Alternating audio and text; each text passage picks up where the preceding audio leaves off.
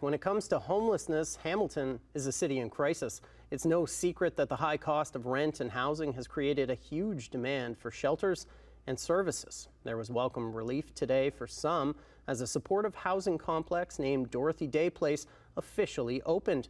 The Ontario government spent nearly $5 million on the project, and tonight, Laverne McGee introduces us to someone who is living there. They asked for my details.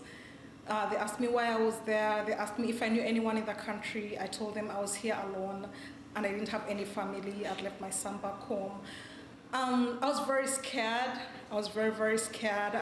Doreen Naguja sought help from Good Shepherd Health and Human Services and is now grateful to have a home.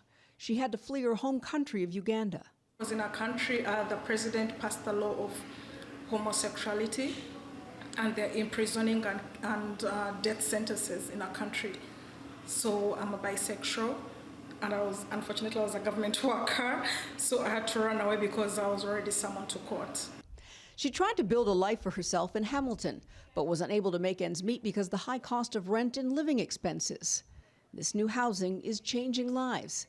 KALINOWSKI is the Chief Operating Officer of Good Shepherd. There's a lot of stigma attached to homelessness, and I think women's homelessness in particular is often unseen or misunderstood.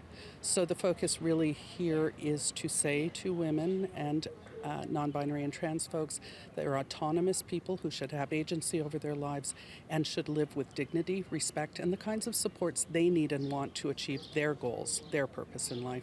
We might as well be cutting off our own left hand. Hope and Harmony Women's Choir performed at this official opening to celebrate this new home. The Dorothy Day building is located on Arkledun Avenue and is managed by Good Shepherd, one of the largest providers of health and human services in the greater Hamilton area. Funding from all three levels of government as well as private donors helped develop this new 5-story supportive housing complex. Hamilton Mayor Andrea Horwath attended the opening. We increased by 30% the housing budget in this last round, but also to $70 million. But also we need the other orders of government to help as well. But what we know for sure is that the local agencies in our communities are ready to step up and partner. The 73 rooms here were actually a former dorm room from Columbia College. Now it houses beds, comfortable places to lounge, and a whole team of support staff that are here to help. This is permanent housing with supports. The folks who are moving in here can stay as long as they choose to live in their apartment. In my heart I was like, there's hope for humanity because these people are taking you in and everybody looks at each other as we are like brothers and sisters in this place. There is another similar project underway.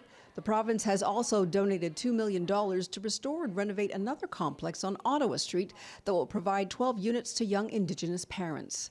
Laverne McGee, CHCH News.